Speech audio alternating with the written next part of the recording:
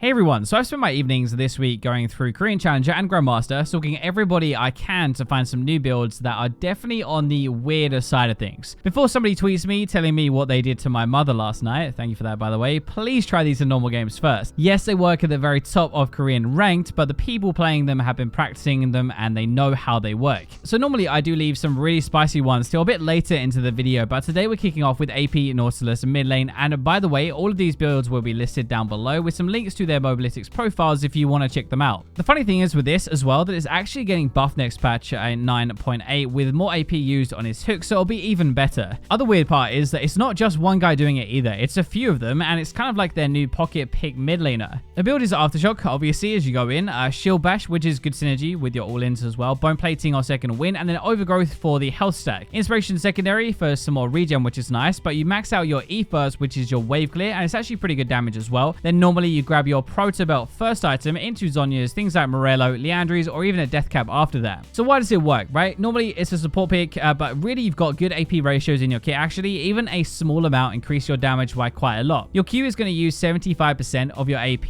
your W is 40%, your E is 60%, and your ultimate is 80%. So 100 AP could increase your damage by 255 if you hit everything, not including the normal damage on it anyway. You also have good wave clear, so you can actually push hard with your E, something that a little while ago most mid laners had nerfed, so you farm quickly and you kind of contain them in their lane. Your single target damage though is bonkers actually, and this is why you really pick him. Your ultimate alone, level 11, is going to do 325 damage plus 80% of your AP. It also stuns them for 2 seconds and hitting more people as it travels to the target. If you hit somebody with your Q, they're pretty much dead honestly, and that is why it can work so well, and that is why you'd want to pick it. To get the most legit build of the video out of the way here, we have a new Luxe support build that is taking over Korean Challenger. I showed some of it before actually, but this is next level and this is Aftershock Luxe. I've been running this on stream. It's actually really good. Aftershock works when you hit your Q, but it makes you much harder to kill bot lane, even though you still have the damage from your spells. This is one of the best laners now, as weird as it sounds if you pick a support. You still kill people, you have the benefit of playing a damage mage, but you also have a way to survive now. Shield Bash has really good synergy with your W as well. Bone Plating keeps you alive a bit longer. Revitalize buffs your shields even more as well. The build is actually also really clever, and this is the other reason that it works. So you rush and Athenes. It stores some of your damage and then heals somebody when you shield them, and obviously you actually do a pretty good amount of damage as support Luxe. Getting Sensor afterwards means that you get more AP out of Athenes, you buff people you hit with your shield, and in theory you can actually hit an entire team. Your Redemption does the same,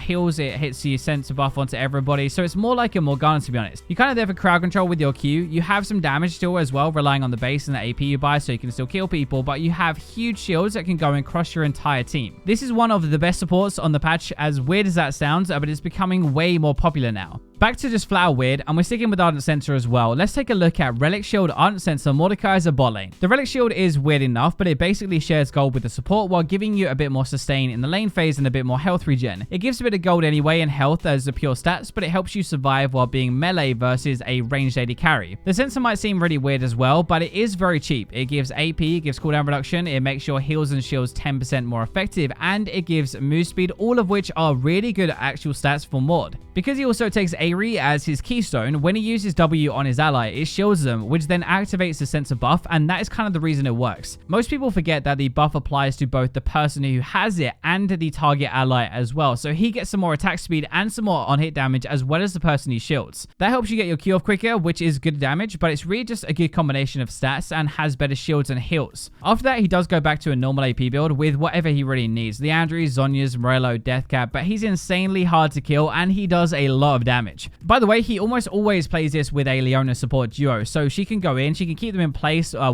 Mordekaiser bashes them, and it also has some really good synergy with your W ticking damage and proccing Leona's passive damage.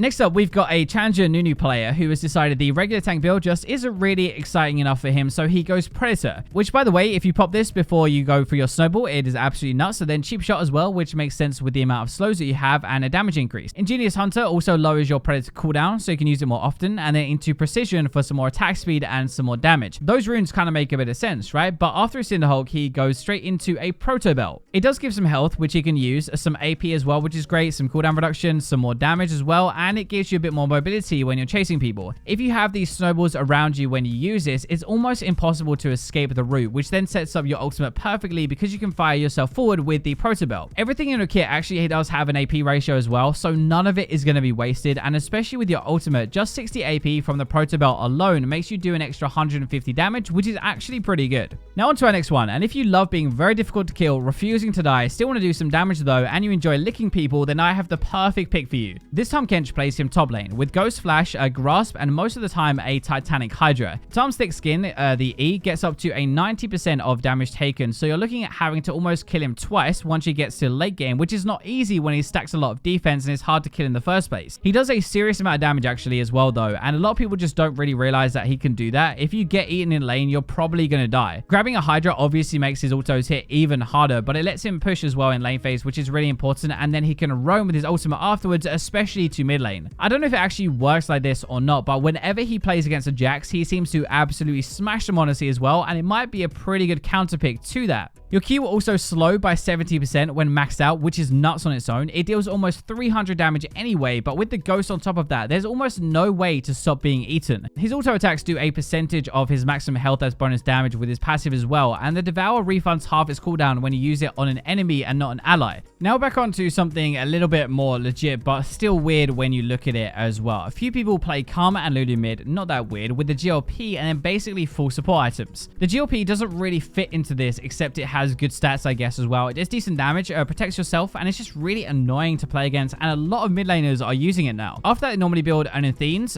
with obviously the damage stack into the hill, which is really good, and then a Sensor as well with some more AP and damage after that. It just looks proper weird. Like, none of it really fits, honestly, and even sometimes you use Unseal Spellbook as your keystone, especially for Karma, grabbing TP and then swapping to whatever is needed later. They both have really good base damage on their abilities, which is kind of why it works, so they don't need a ton of AP to do damage, which makes sense, and this is why I've had them as mid laners before. A lot of people seem to run this specific setup though, a GLP into like an Athenes and a Sensor, or just GLP first item anyway, and he's even done it on Malzahar with a Righteous Glory afterwards, but apparently that also works. So I reckon Volibear is probably one of the most underrated champions right now. Pretty decent, just not really often played, and unfortunately semi-countered by healing reduction, which sucks. First up is into the top lane though, and a few challengers play this almost like a pocket pick really. Sunfire will help Volibear push and do some damage, but pair that with a Righteous Glory and it becomes really hard to lane against him because he will just chase you down. I'm going to bet that this is partly because of the change we had to his E a little while ago, a few patches ago. The bonus damage on that was changed from a flat amount to 8% of the target's maximum health when you can interrupt a dash or somebody who is airborne. That is on top of the normal damage and the slow and stuff, but almost every single popular champion top lane right now has a dash or a jump or something because it's Riot's new favorite thing to stick on a bruiser. So when you fight people, as long as you time it right, everybody you fight has almost 10% less health, which is pretty nuts. In general though, he's had some good buffs recently. He's a good brawler, very hard to beat him with his passive damage early, has good damage on his ultimate and his bite, and the only issue is getting close enough, which a Righteous Glory really solves. The other way of doing that is to go Predator though, which this pro player does as a support. Pretty sure I have mentioned him a while ago, so we won't spend too long on it this time, but it's kind of like my favorite pocket pick because he legit always plays it. He does a pretty similar thing, rushes Righteous Glory, gets Moby Boots, and then just zooms around the rift, roams all the time, and it's so difficult to stop him. He actually maxes his E this time around though, instead of his W like you would with top lane, which is also a stronger slow, up to 50% and more damage, up to about 250, plus the 8% max health. A lot of AD carries also have dashes, right? So if you can time this properly, you can stop them running away, lock them in place, plus you deal a crap ton of damage. The runes are similar to what we had with the Nunu, if you remember that we talked about already. Cheap Shot for the damage after the flip of the slow, and then Genius Hunter for the lower Predator cooldown. He actually also runs approach velocity as well though, so when someone is slowed, he can stick to them and keep auto-attacking, or if they are already stunned or something when he roams, he'll get to them even quicker to flip them. It's basically just a very tanky engage support that also is a kill lane early because he does bring a lot of damage. Like, I love it. So those are the really weird ones, but now we've got a few different Keystones or item builds that seem to work and are pretty good now. So there's probably one trick we're off to look at first that always does something a little bit different, but since the Conqueror update, he's been playing a lot of that with Trinity Force. This is a way of being tanky but packing a serious punch at the same time, especially at lower ranks. Having that combo is kind of ideal, like tank and damage. Some games against hard lanes, it looks like he goes Grasp and Sunfire, so a bit more standard. For lanes that he thinks he can win, he goes Conqueror with Trinity. Sometimes it is even Sunfire first, then Trinity Force picked up like second or third third if he's ahead and wants to split push or have some more damage. Poppy does have way more damage and threat than you probably expect, and we never see it because most people are building full tank on her or just don't really play her. The Sheen can be procced really easily. You burst if you can stun it into a wall, and then Conqueror gives you some more damage, some more true damage, and heals you.